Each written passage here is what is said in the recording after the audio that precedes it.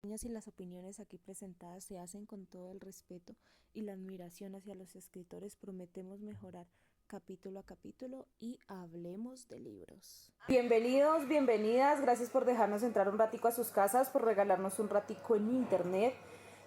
Por aquí andamos, capítulo 9 de Hablemos de libros.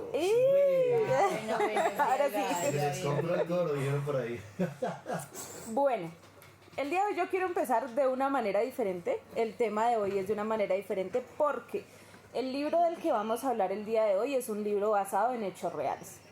Entonces, hace 15 días yo les hacía una pregunta y les pregunto nuevamente, pues porque ya pasaron 15 días.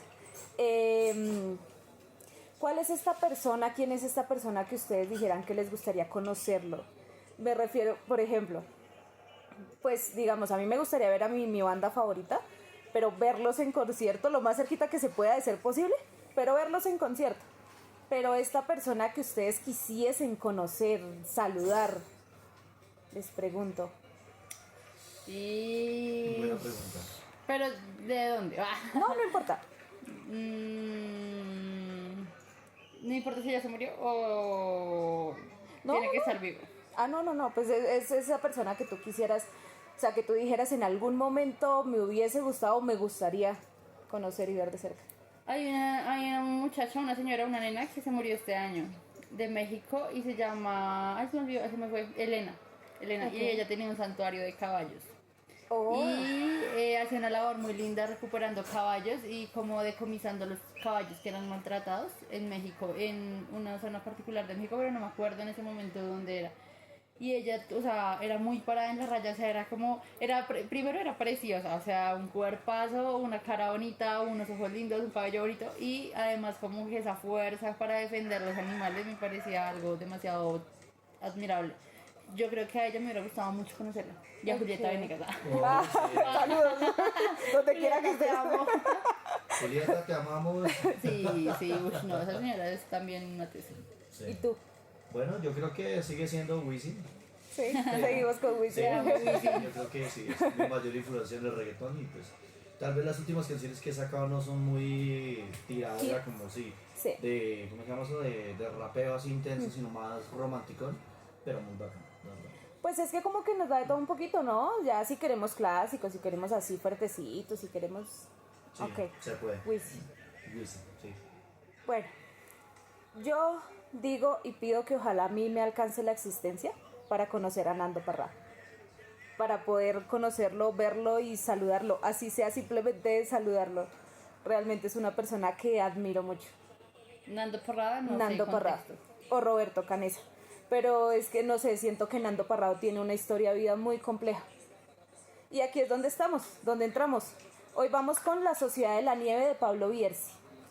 Y yo voy a hacer ahí como el comentario, porque no Ahí tenía está. ni idea de qué era lo de la Sociedad de la Nieve. Y cuando se me olvidaron todos los nombres de todo el mundo. Tu nombre, Así, mucho gusto. mucho gusto. Cuando Astrid me mostró los videos, porque no alcanzaba la película, yo dije, uff, esto es algo muy, muy chévere, estaba muy brutal. Muy heavy, Recomendado, por ahí. sí. Muy heavy. Bueno, yo conocí la historia por medio de videos de True Crime, que fueron los que le envié yo a ella. Es una historia real muy compleja. Ya después fue que pues salió la película y me di cuenta que la película estaba basada en el libro de La Sociedad de la Nieve. Entonces, el viernes 13 de octubre de 1972, un avión uruguayo, un Fairchild 571, se estrelló en la cordillera de los Andes con 45 pasajeros a bordo. Fue un error en una cadena de errores. E iban jugadores de rugby del equipo All Christians en Uruguay. Chicos, el menor tenía más o menos 17 años, de los jugadores el mayor rondaba los 24, 25, eran muy jovencitos. Iban 45 pasajeros en total, 41, digamos, pues pasajeros y 2 copilotos y los sobrecargos. Partieron de Uruguay porque tenían que jugar un partido en Santiago de Chile. Jugaban rugby, ¿no? Jugaban rugby, sí señora. Y Ellos pues completaron el vuelo con personas que iban a viajar a Chile, estaba muy económico, era un avión de la Fuerza Aérea Uruguaya y partieron el 12 de octubre. Entonces, digamos que tenían que hacer una línea recta hasta Chile, sobrevolando los Andes. Es que los Andes es... Es que son Sí. muchas cosas, son muchos factores que influyeron allí. Iban sobrevolando pues Argentina, una parte de Argentina, y les dijeron que tenían que descender en Mendoza, porque la condición climática no daba para hacer el viaje completo hasta Chile en esas condiciones. Descendieron en Mendoza y un avión militar no puede estar más de 24 horas en un aeropuerto extranjero. Sumemos esto, sumemos que eran chicos adolescentes que para muchos era su primer viaje y estaban muy emocionados por viajar, querían ir a jugar. Fueron muchos factores. Adicional llegó un avioncito más destartaladito y dijo, no, yo sobrevolé los Andes y no pasó nada. Pues vamos. Entonces dijeron, vamos, o sea, estaba Hágale, o de viajar en cabeza. las condiciones pues al siguiente día o devolverse para Uruguay. Entonces decidieron emprender el viaje. Entonces ellos tenían que hacer igual, una línea recta, sobrevolar, digamos, una de las partes más altas de los Andes y bajar a Santiago de Chile. Entonces los copilotos, bueno, el piloto y el copiloto dijeron, no, pues entonces busquemos una mejor alternativa. Y esa alternativa era bajar a un paso que se llama El Planchón, llegar a Curicó, que es una ciudad en Chile, y subir a Santiago después de eso. Hubo una... Es que es quizás muy complejo decir negligencia, teniendo en cuenta que ellos fallecieron juntos.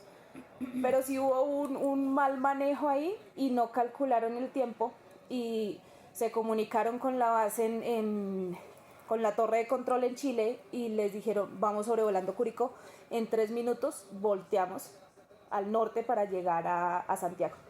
Les dijeron, desciendan los metros que hay que descender para que ustedes puedan, pues normal.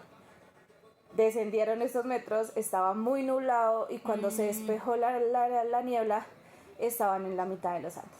Ay, sagrado, El avión eso. chocó con la parte trasera en una de las montañas y prácticamente se partió por la mitad y en la otra parte descendió deslizándose por la montaña y quedó en lo que ahora se llama el Valle de las Lágrimas. Ahora se llama el Valle de las Lágrimas porque precisamente están los cuerpos de las personas que fallecieron dentro del avión. En ese momento Que ya ni sobrevivieron. siquiera existe. Ah. Mentira. No, sí, dijiste tú misma, es un santuario. Es muy bonito, es muy triste, pero es muy bonito. Ok. Al accidente como tal sobrevivieron 29 personas. Esa noche, la primera noche murieron fallecieron unos. A los 9 días hubo una avalancha. Miento. A los 14 días. ¿Qué? Sí, hubo una avalancha, mató a 8 personas más. Tenemos a Nando Parrado, aquí es donde entra. Ok. Nando Parrado tuvo un fuerte golpe en la cabeza, él iba con la mamá y con la hermana.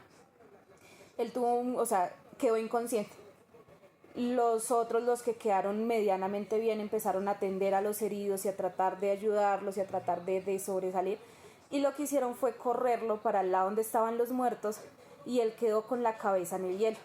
Y fue lo que le salvó la vida, haber quedado con la cabeza en el hielo y se despertó a los 2 días. Uf. La mamá murió y la hermana estaba agonizando. Y la hermana murió más o menos a los 2 días en los brazos de él. Y él se decidió que tenían que salir de allá. A los Él es el días, de la barbita, el que termina con barbita, el que se va, no. el ¿O que sí? camina, sí. Sí, el que El que camina ok. son Roberto Canesa y Nando Parrado. Recomendado. Bueno, pasa la avalancha, quedan menos, se llega a un punto antes de la avalancha donde ya no tienen que comer, ya no hay absolutamente nada, pues porque era un viaje de 4 días. Ellos iban a Chile, pasaban su tiempo allá y se devolvían y ya. Entonces no había muchos recursos para alimentarse. Y les tocó llegar a incurrir en la antropofagia, que es una de las cosas que más los critican a este momento. Entonces hay una diferencia muy grande y que es lo que ellos tratan de explicar y es la diferencia entre el canibalismo y la antropofagia. Ok. Entonces es como por lo que más los criticaron después de salir. O sea, después de estar 72 días en la montaña. Estuvieron 72 días en la montaña. 2 meses y medio. Al casi, día Dios 10 mío. dejaron de buscarlos. No, hasta el momento no había habido un solo accidente aéreo en los Andes que hubiese tenido sobrevivientes. A los 10 días dejaron de buscarlos. Cuando dejaron de buscarlos, ellos dijeron no. Si nosotros mismos no salimos de acá, nadie nos va a sacar. Y empezaron a hacer travesías. El copiloto Dante Lagurara les dijo antes de morir, pasamos Curicó. Ellos no tenían ni idea qué carambas era Curicó, pero pues dijeron, si estamos en Curicó, se supone que tenemos que coger hacia tal parte. Era la única señal que tenían de esto. Tenemos dentro de muchos, Gustavo Cervino, Roberto Canesa, Nando Parrado, Adolfo Strauch, quedaron 17 en total. Entre ellos estaba Numa Turcati. ¿Ustedes vieron la película de La Sociedad de la Nieve? No, Te la la recomiendo. película no la vio, No. ¿Tú la pero viste? me vi el No. resumen. La verdad, no, Ok. soy sincero, no. Tenemos a Numa Turcati, y Numa Turcati fue el Ay, último sí. en fallecer, Sí, el que no quiso comer carne. el que no quiso comer. Él estaba, o sea, lo último literalmente fue que le tocó, porque estaba muriendo de inanición. Pero no, él dijo finalmente no, ya yo prefiero morirme y les dejo mi cuerpo y ya... Para ya. recurrir a la antropofagia y que no se sintieran tan mal fue eso.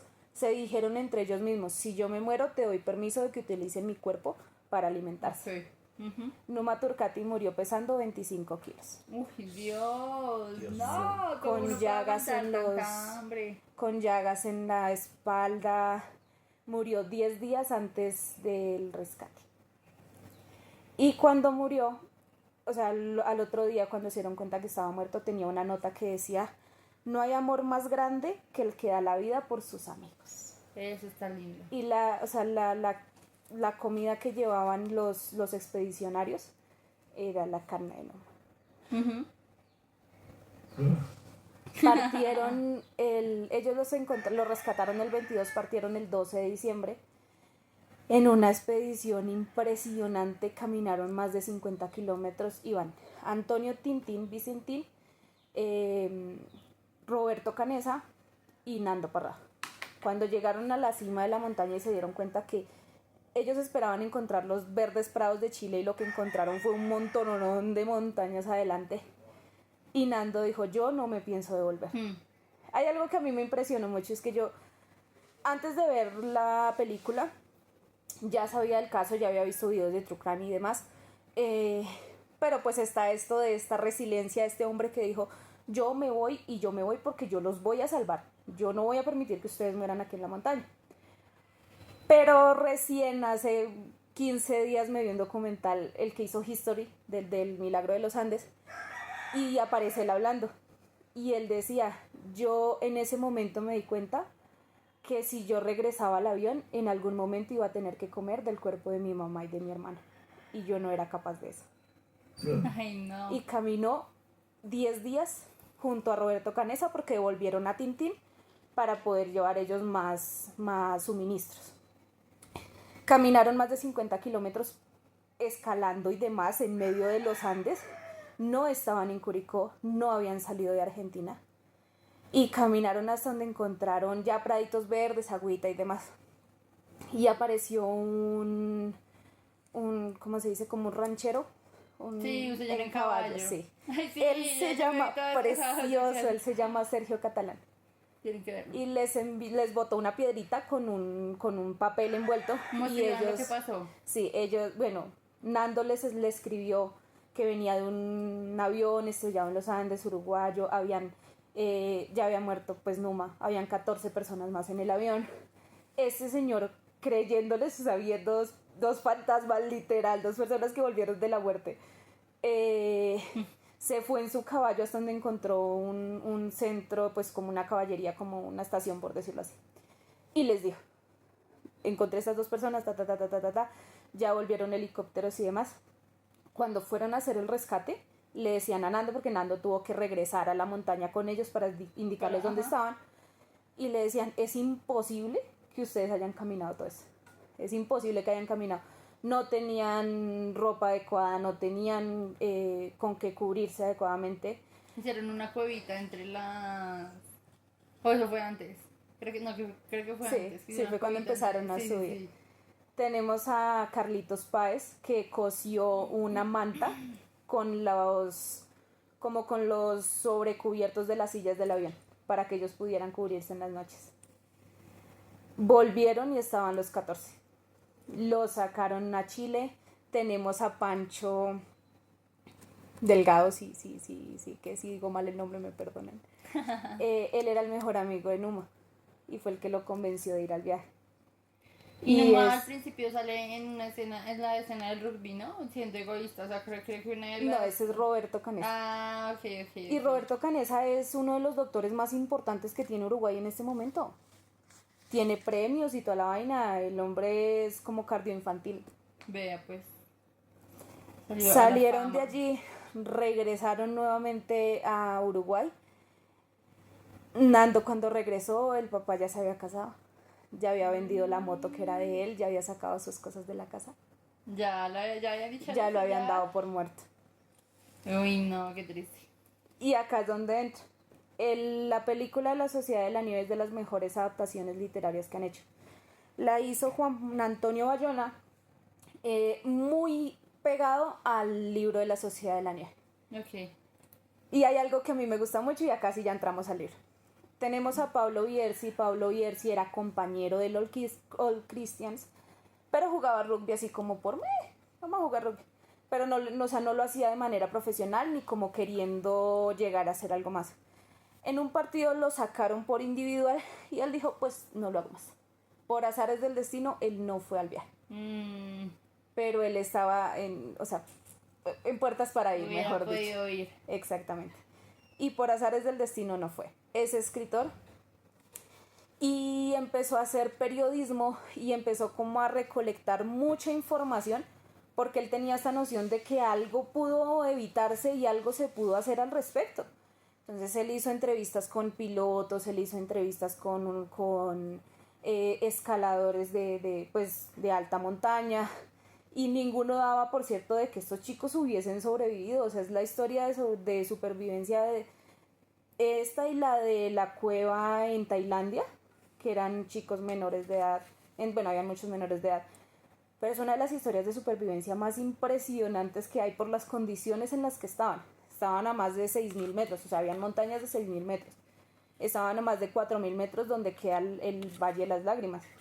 Muy fuerte. Y ellos que el sobrevivieron. frío, o sea, lo que ellos decían, el frío consume más calorías, porque pues sí, o sea, gasta más la reserva de energía que uno tiene, entonces el frío a uno, por eso es que uno queda tieso con el frío, es uno que... Literalmente se decían no se duerman porque se congelan. Sí.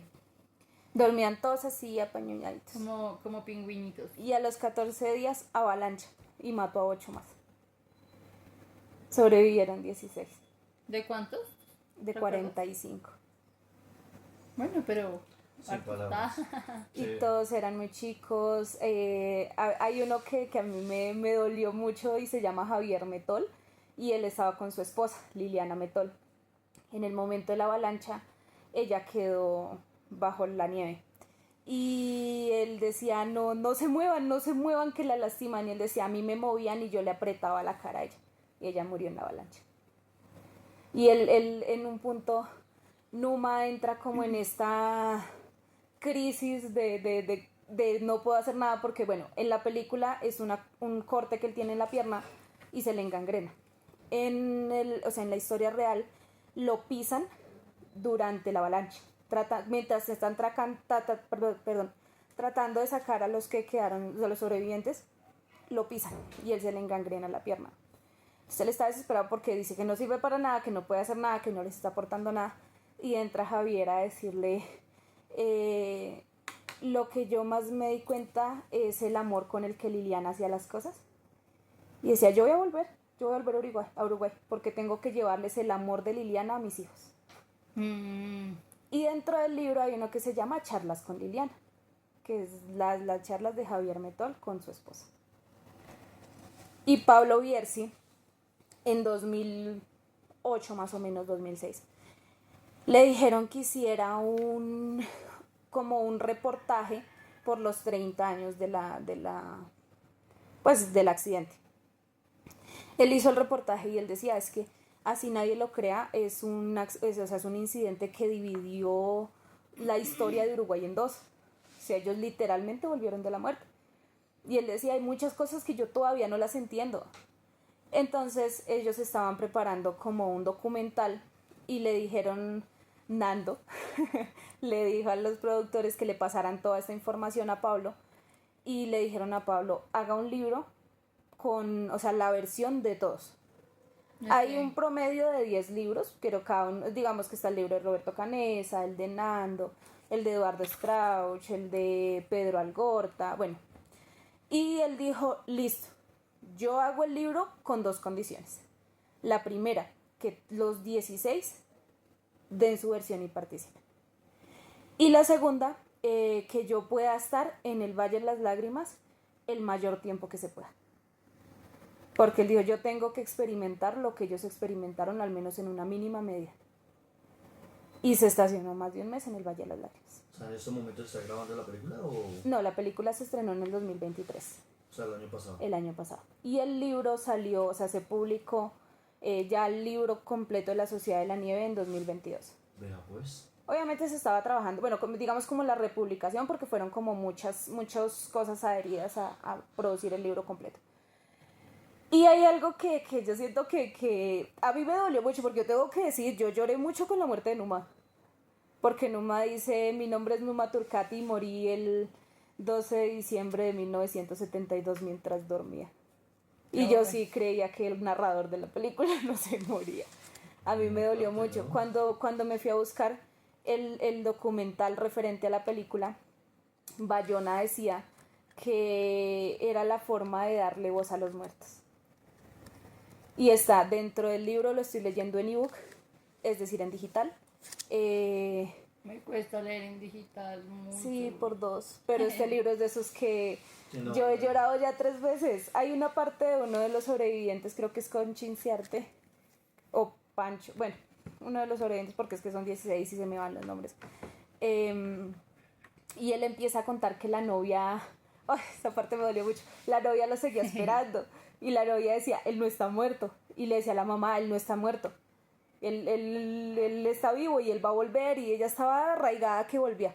Sí. Y ella, decía que cuando empezaba a sentir que no estaba, se ponía una chamarra de él o se aplicaba su loción. Y con el tiempo se le acabó el Old Spice que él utilizaba. Okay. Y llamó a una prima en Argentina. Esta prima, bueno, tenían como cosas por hacer, ¿sí? Y le dijo, tengo que ir a Buenos Aires porque es que tengo que comprar el perfume que él utiliza, porque él va a volver y cuando vuelva no va a tener perfume. Okay. Y ella viajó hasta Buenos Aires y estando allá fue cuando empezó todo el alboroto, que habían aparecido de los Andes, Nando y Roberto Canessa, que habían aparecido, que habían más sobrevivientes que no se sabían quién eran.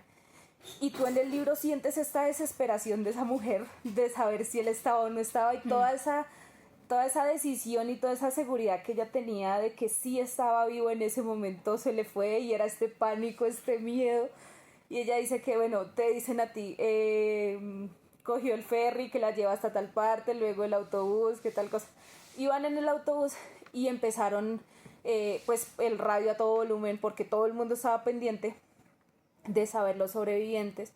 Estaba Carlos Páez Vilaró, que es el papá de Carlitos Páez, en Uruguay, en una transmisión directa dando los nombres de los sobrevivientes. Y la mamá de la chica se acercó y le dijo al conductor que por favor bajara, porque era que la chica era la novia de uno de los chicos y no se sabía si estaba vivo.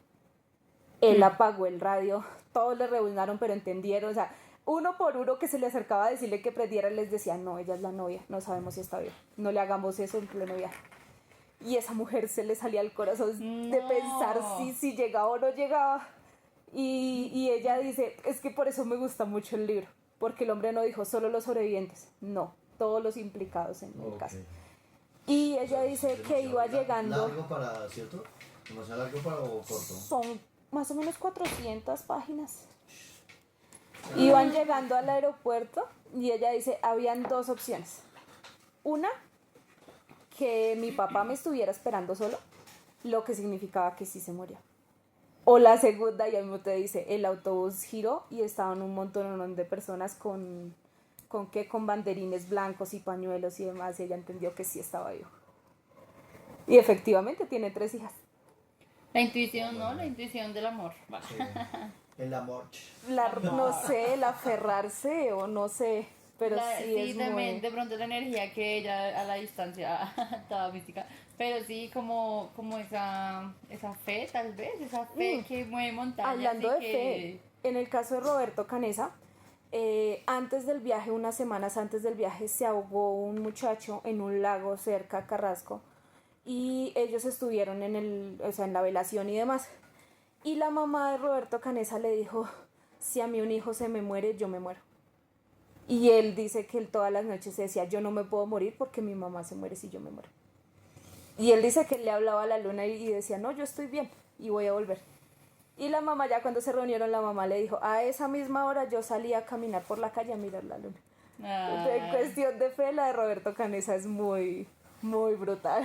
Sí, yo creo que esas situaciones dejan ver muchas cosas como de la humanidad que uno no dimensiona, ¿no? O sea, como la fuerza también que puede llegar a tomar, cómo se reestructura nuevamente una sociedad, o sea, lo que ellos decían, y lo que decían muchos en el resumen, como que, como ellos mismos sí, o sea, es como cuando decimos, si aún nos ponemos de acuerdo podría ser viernes.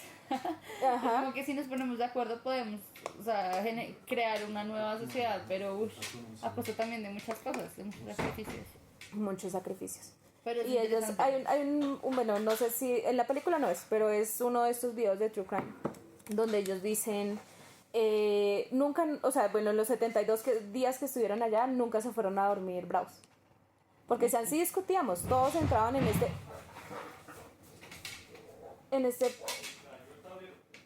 Ay, qué susto. Alguien. Sí, escuché la ahí. Ellos decían, entramos en esta desesperación y discuten y en la noche se pedían disculpas porque no podían irse a acostar bravos en esas situaciones. Entonces sí. Claro, durmiendo se podía morir cualquiera y ahí... Exactamente. Ay, no. Tenemos el actor que quizás es porque es muy complejo, a mí me dolió mucho la muerte de Numa. Se llama Enzo Bogrinchik, si lo digo mal, no creo que me vean ni que me escuchen algo, si lo digo mal, perdón. Él recibió un premio pues por la actuación que hizo, pero es que realmente es muy complejo. Él decía que incluso habían hecho estas sesiones como... ¿cómo se dice? Como de querer comunicarse con algo más y abrir más su mente y demás. Y él dice que en algún punto él vio a Numa y que él le pidió permiso a Numa para representarlo. Y físicamente es muy parecido a Numa. Precisamente porque Bayona se encargó de que los sobrevivientes fuesen los que, por decirlo así, escogieran a los que los iban a representar. Ok. Y hay un video ya cuando empezaron con la promoción de la película y demás, donde está Roberto Canesa llamando a Enzo como Numa. Y dice, es que es Numa que bajó del cielo a probar lo que estamos haciendo. Uy, qué loco. Y él dice antes de morir, cuenten todo lo que pasó en la montaña. 50 años después ellos son conferencistas. Sí. Y ahí está. Es un Una libro historia de vida basado en hechos tremenda. reales. Me parece muy genial. ¿Cómo se llama? Ay, yo sí se me olvidó tu nombre. Astrid. Sí, Mucho gusto. Pero, Por tercera vez. pero ¿cómo es que se llama? El que salió caminando. Está Nando Parrado y Roberto Canesa. Nando. ¿Cómo es que él deja de ser como un seguidor? Porque ahí lo dicen, como que él era uno más como de los que hacían caso. Pero luego de un momento a otro dijo, no, espérense porque esto no puede seguir así. Y cogió el mando y dijo, no, nos vamos y me voy. Y cogió como, o sea, como... Y empezó a entrenar todos los días para adaptarse al clima. Y hay algo muy fuerte de la personalidad de este hombre, y es que antes de irse le dijo a uno de los chicos que se quedaba, lo abrazó y le dijo, bueno, le entregó un zapatico, porque la mamá había encontrado unos zapaticos para un nieto, y le entregó un zapatico y le dijo, yo voy a volver por el pan. Él se llevó uno, le entregó otro al compañero, y lo abrazó y le dijo, si necesitan alimentarse del cuerpo de mamá y de mi hermana, yo doy permiso. es muy complejo llegar a ese nivel de entendimiento quizá. Sí, claro, de o sea, De supervivencia. De supervivencia. Y lo que le decía a Numa, uno de los que estaba ahí, que se sentó también con él, ¿no? Que le decía como, es que el amor, o sea, el amor es eso, es como Javier entregarle Metol. a los otros, o sea, como sacrificar ese interés individual que es mi mamá y mi hermana son sagradas para mí, como cómanselas porque ustedes tienen que sobrevivir, pucha. Aquí Cómanselas sobrevivimos y del verbo sobrevivimos comer, ¿va? todos. Diablo, señorita. Y hay muchas cosas implícitas, hay muchas cosas. Cuando fueron a rescatar los que iban andando y demás, no cabían todos en los 2 helicópteros, pues porque unos estaban heridos y no podían hacer 2 viajes ese mismo día porque de verdad era muy lejos, además estaban pasando frontera de país a país. Entonces uno les tocó quedarse para ser rescatados al otro día y obviamente con rescatistas y gente que con conocimiento se quedó con ellos. Mientras teníamos a un lado una persona que les dijo, ¿qué quieren comer? Yo traigo de todo. Alguien le dijo que quería mate, que esté en Argentina y en Uruguay y demás. Le decía, yo quiero mate, no, yo te lo preparo, listo. Mientras él estaba dispuesto a pasar esa noche con ellos y a demostrarles que la sociedad, digamos, común los esperaba, hubo otra persona que lo primero que hizo fue mostrarles que llevaba un arma. Porque según él lo iban a matar para comerse. Ah, bueno, sí. Ahí Qué es donde barbaridad, entran sí. las dos versiones. Una Oh, cosa es ya. el canibalismo, Ok. que es cuando tú matas para comer. Ujú. La antropofagia es básicamente comer carne. Ellos estaban Supervivencia. en una situación en la cual no había más. Cuando salieron, los llevaron al hospital, fueron sacerdotes, fue un sacerdote, y uno de ellos se puso a llorar y le dijo, es que yo pequé. Y él le decía, no. No porque básicamente es el cuerpo de Cristo. Ok. Y fueron, o sea, del mismo Vaticano les dijeron, es que ustedes no tienen nada por qué pedir perdón. Es que no es canibalismo, es antropofagia, que es muy diferente. La vaina es que les quede gustando. No creo, hay uno, dentro del libro hay uno que dice que ya habían empezado a hacer así como recochita y decía, el que se muera primero no lo comemos. Usted no, porque usted está muy flaco. Dios santo. Y el libro hace esto, te trae todas las versiones de todos, desde sus puntos de vista. Chévere. Buscaron a los familiares de los que no estaban. Hay una de ellas que se llama María del Carmen Perrier Pérez del Castillo, que si no estoy muy loca es la mamá de Marcelo Pérez del Castillo. Él murió en la avalancha. Y ella sacó un libro y el libro se llama Del otro lado de la montaña y es la vivencia de los familiares de los que no volvieron. Ok. Qué barbaridad. Sí, Ese yo creo que sería eso uno para otra sección, ¿no? debe ser muy frustrante también saber que sobrevivió gente y mi familiar no. O sea, como que Hay fue uno, o sea, pucha. habían unos que tenían el mismo nombre, entonces estaba Gustavo Nicolich y Gustavo Servín. La transmisión fue en vivo de los sobrevivientes. Repetían 2 veces. Entonces, hay una parte muy triste y es que la persona que estaba narrando era Carlos Páez Vilaró y llegó un punto donde dijo, Carlitos Páez, mi hijo, y se escucha lo que este señor se quiebra de escuchar que él sí sobrevivió. Entonces él dijo, Gustavo Servino, los papás de Gustavo Nicolich no entendieron bien si era él o era el otro y fueron a Uruguay con la esperanza de recibir a su hijo. Muy Y fuerte. él quedó en la montaña, él murió en la montaña. Pero en sí recuperaron los cuerpos. No se puede. No se pudo. Solamente recuperaron un cuerpo y si no estoy muy loca es el de Gustavo Nicolich y el papá pagó cárcel por eso. Ellos ¿Por qué? quedaron ellos quedaron fuera del país. Y literal es necesario una expatriación, ¿cómo se dice? Repatriación. Repatriación, perdón. Mm. Y no, ninguno. O sea, ahí están las tumbas, en el Valle de las Lágrimas están las tumbas de las personas que quedaron ahí, junto con sus memoriales y sus placas y demás. El fuselaje está sepultado. El único que volvió a Uruguay fue el que lo llevó el papá y pagó cárcel por ello. Oh my God. Ay, Bueno, no, de qué esa problema. forma terminamos No, esta sección. para terminar la recomendación. Ah, ok. Recomendación. Ese. Y la ñeñedota. No, los ñoñidatos. Sí. Ñoñidatos. Ay, voy a agregarlo. Empezamos con los ñoñidatos. Ese. El ñoñidato y la recomendación. Sí. Bueno, como ñoñidato, Hay un podcast en Spotify que se llama 72 días en la montaña. Es la visión de ellos mismos contando el incidente de los Andes. Ok, y no, y está chévere porque son uruguayos, entonces es en español. Sí, tienen un acento muy bonito. Uruguayo. Uruguayos, sí. Entonces, como ñoñi dato, 72 días en los Andes, podcast en Spotify. Y como recomendación les traigo el diario de Ana Frank. ¿Lo has leído? Sí. No. Tenemos la recopilación de 3 diarios del 12 de junio de 1942 al 1 de agosto de 1944. Es decir, el Holocausto. Ella fue esta persona que ayudó a niños del Holocausto. Ok. Yo he escuchado mucho sobre ella, pero no tengo ni idea. No lo he leído, pero sí dicen que es bueno y es muy triste. Ya les traeré después el diario de Ana Frank porque sí lo quiero leer. Porque te da esta perspectiva de los niños del Holocausto. En general la guerra, todo lo En que- general, de por sí que fue muy cruel, de por sí que esta parte de matar judíos por ser judíos fue en sí muy cruel. Y teníamos a niños que no tenían la culpa de su etnia, su religión, su de procedencia y demás. Sí, Y eran niños que igualmente eran asesinados. sí, la Pero hicieron- triste realidad, dijeron por ahí. Hicieron como un canal donde les cambiaban la identidad a los niños para que pudiesen ser adoptados en otras partes o en otros países. Qué Tenemos bárbaro. diarios reales de Ana Frank, formado un libro. Han habido situaciones muy pesadas en el mundo, ¿no? Uy, no se pone a pensar y qué cantidad de cosas. Sí, es muy Holocausto. complejo. Hay un documental, ay, les digo cómo se llama. Misha y los Lobos se llama. Y habla sobre, bueno, esta señora es un fraude total, pero ella dice que ella es sobreviviente del Holocausto.